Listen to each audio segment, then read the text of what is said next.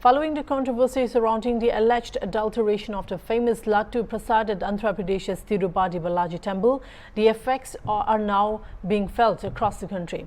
In response to T's concerns, the renowned Mangameshwar temple in Uttar Pradesh's Lucknow has taken a decisive step by banning market board offerings prasad. Mahant Divyagiri issued an official notification requesting that devotees bring only homemade offerings or dry fruits for rituals inside the temple's sanctum sanctorum.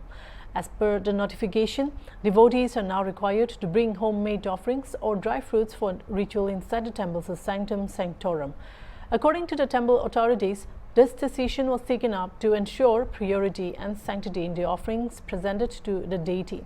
From now on, only prasad made in devotees' homes or dry fruits will be accepted as offerings in the temple. Market board sweets and other processed items are no longer permitted for rituals, the notification said. The temple administration emphasized that this step is aimed at enhancing the spiritual experience of the devotees by encouraging them to prepare the prasad with love and devotion. The belief is that homemade prasad reflects a deeper personal connection and sincerity towards the deity, which aligns more closely with traditional practices.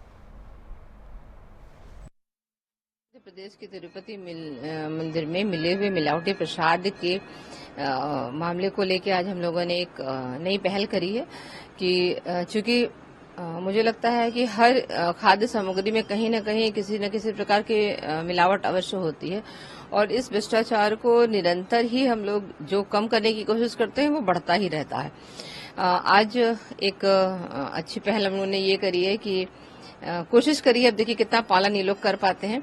गर्भगृह में बाहरी जो प्रसाद आएगा वो अंदर नहीं जाएगा और आग्रह हम लोगों ने सारे श्रद्धालुओं से, भक्तजनों से और जो भी मंदिर तक आते हैं दर्शन हेतु उनसे ये आग्रह किया है कि आप लोग घर के बने प्रसाद को लाएं। उसमें कुछ भी प्रसाद हो सकता है, आप हलवा बना लीजिए, खीर बना लीजिए, पुआ बना लीजिए, जो भी आपके घर से स्वयं निर्मित हो सकता है या स्वयं निर्मित आपका जो घी होता है जो हमारी दादी नानी या माँ निकालती है उससे बने हुए प्रसाद को हम भोग के लिए स्वीकार करेंगे।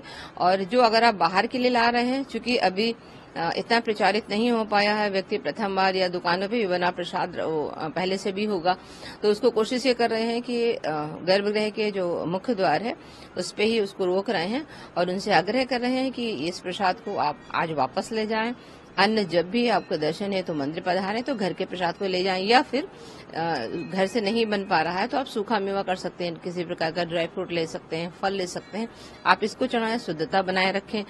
आप खुद भी जिन चीजों का सेवन नहीं कर सकते हम उसको भोग के लिए कैसे समर्पित करेंगे, ये एक प्रश्न चिन्ह है। तो ऐसा हम लोग आग्रह लगातार कर रहे हैं। कह रहे हैं या श्रद्धालु जो आ रहे हैं उनके वो क्या कह रहे हैं? देखिए उनके लिए तो नया ही होगा, परंतु जो आस्था पे आघात है, कहीं ना कहीं हर व्यक्ति इस बात से आहत है जो कभी लहसुन प्याज नहीं लेते हैं, उनके लिए तो ये बहुत बड़ी बात है और बहुत असहनीय बात है। अचानक से किसी को पता चलता है हमने वहां के प्रसाद में ये ग्रहण कर लिया।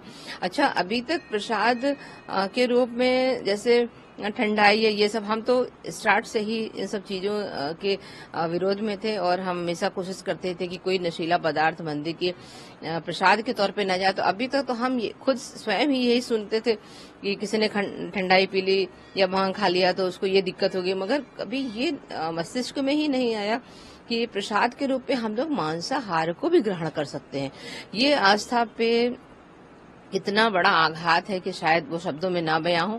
तो हर व्यक्ति जो भी हिंदू धर्म से संबंधित है, जो मांसाहार नहीं लेते हैं, उनको इस पहल में साथ देना पड़ेगा और कोशिश करनी होगी आप वो सामान भोलेनाथ पे चढ़ाएं या अन्य जो भी जिसमें मंदिर जाते हैं वो भोग अर्पित करें जो आप स्वयं ले सकते हैं।